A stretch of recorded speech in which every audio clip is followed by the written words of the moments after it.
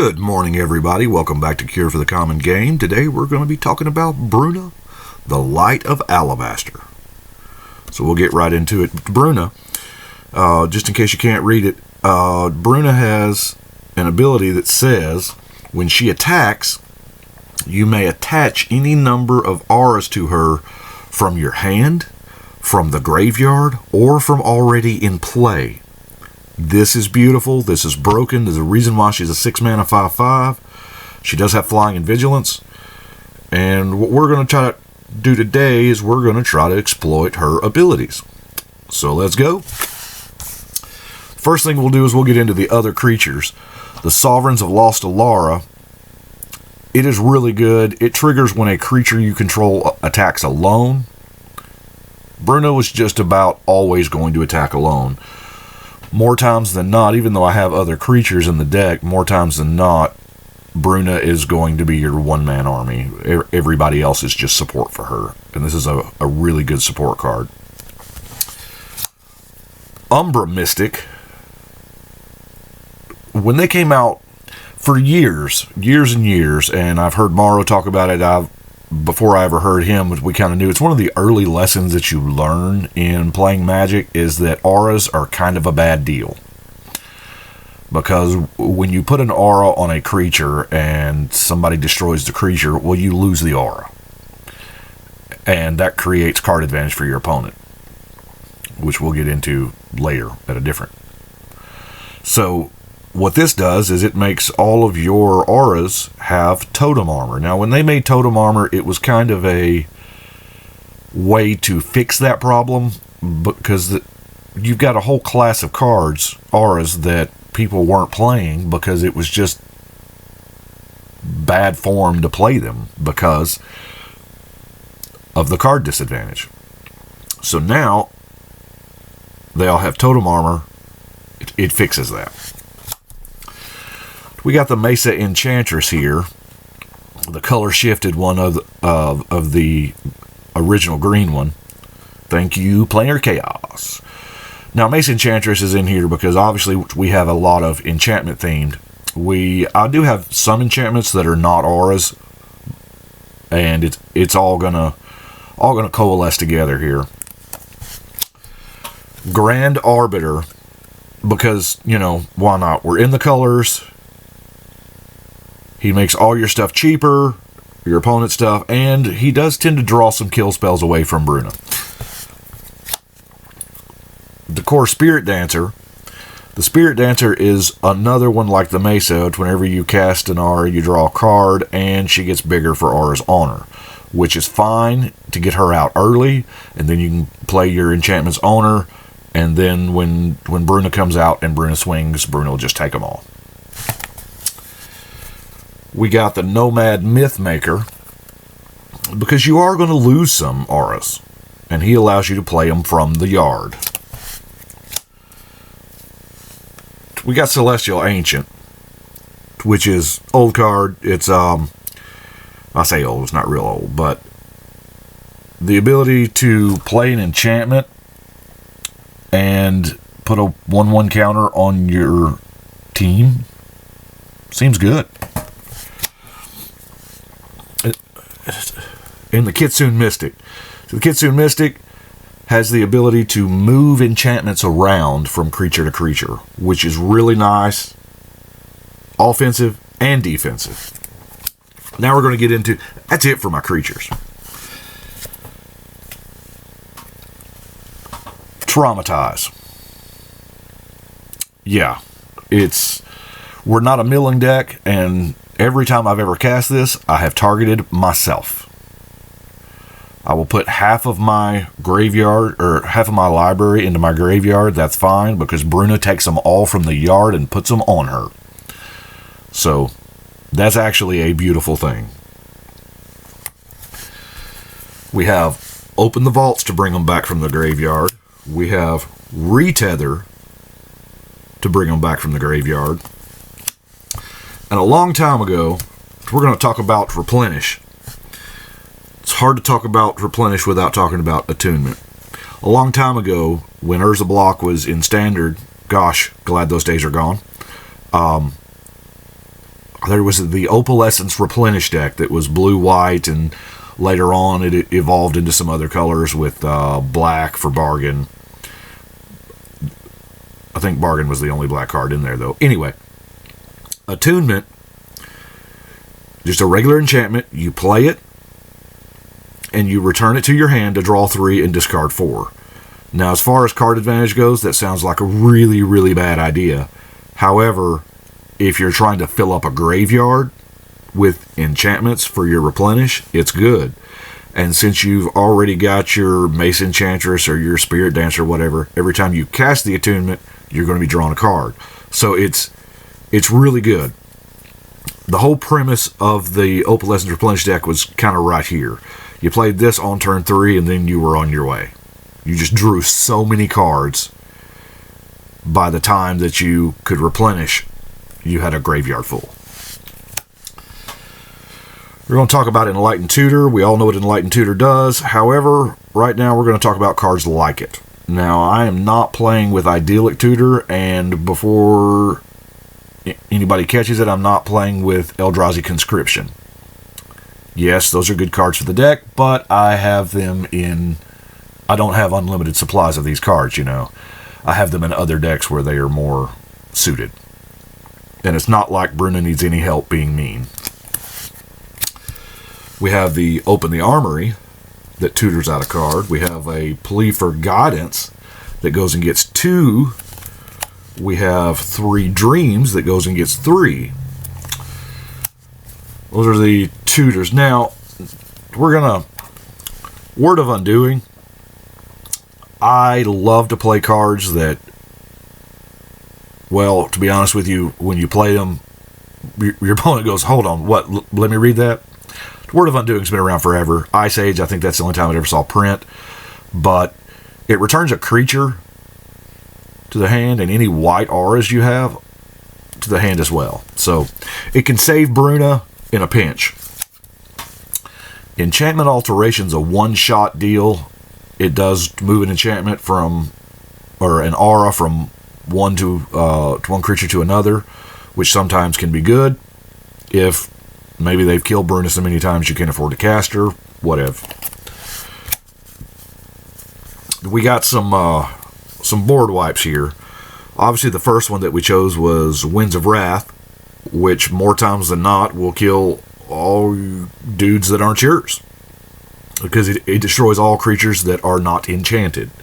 So that is awesome, because almost all of your creatures will be enchanted by the time you want to cast this. Then, of course, we've just got the good old-fashioned planar outburst for when, you know, when you have to fire sell everything. Everything must go. Artifact Ramp, I don't have a lot. Got the trusty Soul Rings, hard to build a deck without it. And then we've got the 2 medallions. This is it for the Artifact Ramp. I really love these 2 medallions. Funny little story about these. In Alpha, when Richard was creating the original set, he made the Moxes. Now, the Moxes, this is how the Moxes were actually meant to be. He thought that making a 0-drop that tapped for a mana of that color would pretty much get you 1 turn closer to casting a spell. As it turns out, they were a little broken. Years later in Tempest, which actually wasn't too far off in design from Alpha, they made these to kind of, hey, this is what we meant. Anyway, these are great cards. I love them. There's nothing sweeter on turn 1 than Land, Soul Ring, Medallion. I've always loved it. It lets you play like Singular Vampires and Serra Angels on turn 2. Back in the day, that was sweet. Anyway, regular enchantments. I'm going to show you these 2 together because, let's face it, they're the same card. You got Propaganda and Ghostly Prison. Why not? We're running the colors. We got an enchantment theme. And we don't have a lot of dudes. We don't want folks attacking us. So making them pay 2 or 4, if you got both, is a pretty good thing.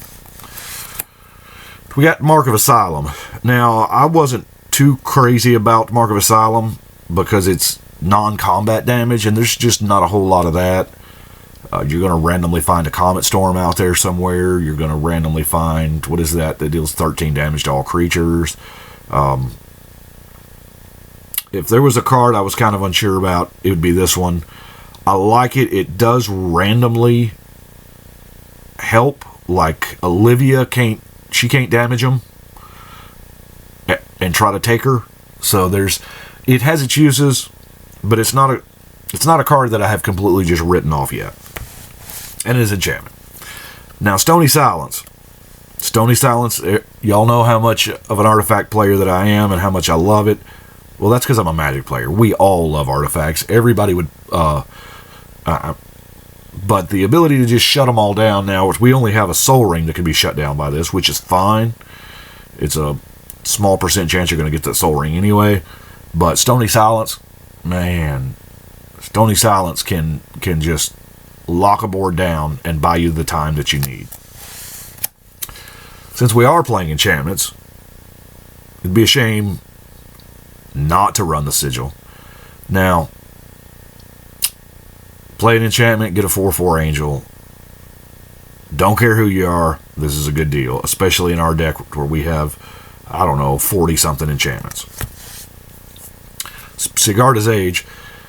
Not a real big fan of the set, but I love the card. It gives your Aura's Flash. Yeah, the equipment line's kind of useless, but let's face it, we're playing it for the Flash Auras. Hey, you gonna pay for that? Rhystic Study. It is an enchantment. It's blue. It helps us draw cards. There's no reason not to run the Rhystic Study. Now, our removal, if you will, the Detention Sphere. Detention Sphere is great. Tokens are a thing. Pegasi, Goblins, Elves, what have you. Stasis Snare and Oblivion Ring. Now we're going to get into our auras, the meat of the deck. We're going to start with probably the weakest one. Divine Transformation. Now, I love Divine Transformation just because it's old school. It's permanent giant growth. If you're casting it for the 4, Bruna, we're winning with general damage, or commander damage. So the race is to get to 21. And that helps. We got the Eel Umbra. I got some of the Umbras in here simply because you can't always depend on the Umbra Mystic being in play. And a board wipe can ruin your day if you've got her all decked out with auras. So the Umbras help a lot, which explains all the rest of the Umbras. I won't go into every one of them. They all grant a plus something and generally an ability. So that's the Umbras. Entangler. Love the Entangler. It's a great card. She does have Vigilance, so you can swing with her, but Entangler says, hey, I can block any number of creatures. Now, that's pretty sweet, because more times than not, you're going to have one of these enchantments that gives her protection from creatures, so she's your one-man army. She attacks and defends. The Mage Mark, I'm running the blue Mage Mark. I really like it because it says creatures you control that are enchanted. It's not just talking about this one. It's talking about all creatures you control that are enchanted to get the... Now, Invisibility. Yeah, it was reprinted a couple of times. Invisibility just wins games. That's it. Can't be blocked by walls. And today, unless you're going against a random Doran deck, or you're not going to encounter that many walls. Generally, when you play this, you just win. Flicker Form. If she does get targeted, you can flicker her out and back in. We've got the Spirit Loop, which actually does come back when it dies. This is another one here that I'll get close with. Mask of Law and Grace. Pro Red and Pro Black. The two colors that would be most apt to kill her, protection from. Really good. Now, False Demise, when this came out in Alliances, I thought it was the greatest thing ever. I would put False Demise on my opponent's best creature, and then Wrath of God, or tear it somehow, and then I would get it. It was beautiful. But here, yes, that's an option. But the better option is you've cast Bruna 2 or 3 times. They're just killing the heck out of her, and you draw the false demise. They kill her. She's going to come right back. It's a beautiful thing. Angelic Destiny is too good of an aura not to play. It turns any creature that it's on into just mean. Of course, we got to have the Daybreak Coronet. Normally, the downside to this is it's got to be already enchanted. Well, with this deck, doesn't matter. It's just about always going to happen. I've never drawn the Daybreak Coronet that I couldn't actually cast it on Bruna. We have our double-edged sword of Diplomatic Immunity. Now, the reason why I say double-edged sword is this was printed before Shrouded was keyword. It has Shroud, and it gives your opponent Shroud. Or, I'm sorry, your creature Shroud. Now, that means you can't target it with ours anymore, but her ability does not target, Replenish does not target, so there's a whole lot of things that can get around this if you have to have it on her, but there's a good chance if you just cast it on her, it's going to hinder you from playing the rest of your auras on her. Now, that being said, it's a great card. I love Diplomatic Immunity. Holy Mantle. Holy Mantle is really, really good. Does give it +2 and protection from creatures, which is good. Vow of Duty. No reason not to play this now. I'm telling you. This is offense and defense. You can play it early on your opponent's general if that's how they're going to win and it can't attack you. Hey guys, y'all can deal with this problem. I'm not gonna. Until I get Bruna and I swing with it, and then I'm gonna borrow it to kill somebody. Spirit Link. I love me some Spirit Link. Obviously, Spirit Link is amazing.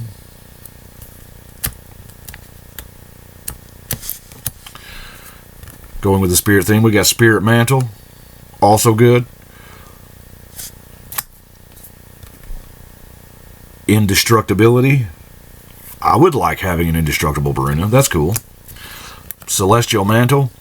I'm going to talk about this card for a minute. Show it up here. It does give the +3/+3, and then when it hits an opponent, you double your life. Now, I played just a couple nights ago, played a game with some guys in the play group, and he was playing a banding deck, and he had Celestial Mantle on one of his guys, and he lost, but when he lost, he had 400 something life, so it's kind of funny. I like it. And we have Steel of the Godhead. Both abilities apply since she is blue and white, so there's no reason not to run Steel. Auramancer's Guile. Gives it +2/+2 for each aura, so that's really good. It's kind of like the old Rabid Wombat from the old days. Ethereal Armor is a lot like it. It just gives it +1.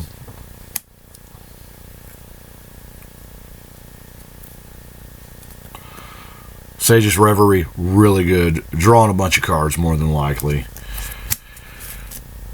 We got the Battle Mastery, because, we're trying to do 21 points of general damage as quickly as possible.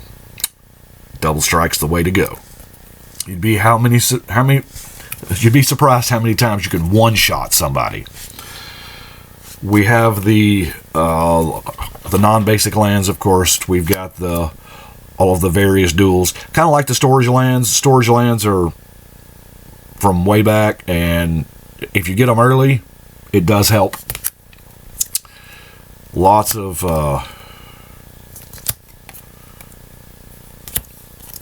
just your random blue-white duels. It's nothing too serious.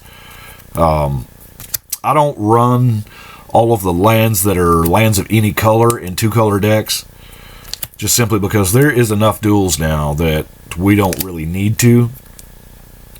Of course, Temple of the False God. Anytime you've got a general that's that high of a mana cost at 6, it's pretty good. And of course, you know me, I can't build a deck without Evolving Wilds and Terramorphic Expanse. It's just impossible for me. They're good, they're mana fixed, they smooth draws, all the good stuff. Reliquary, and then the Floodplain. Then, of course, we've got all of our basics. Well, that's it for Bruna. Let me know what you think. I have listed the deck list on Tapped Out, and I will put it in the link below. Y'all tell me what you need, what y'all would like to see, and we appreciate you watching. Thank you.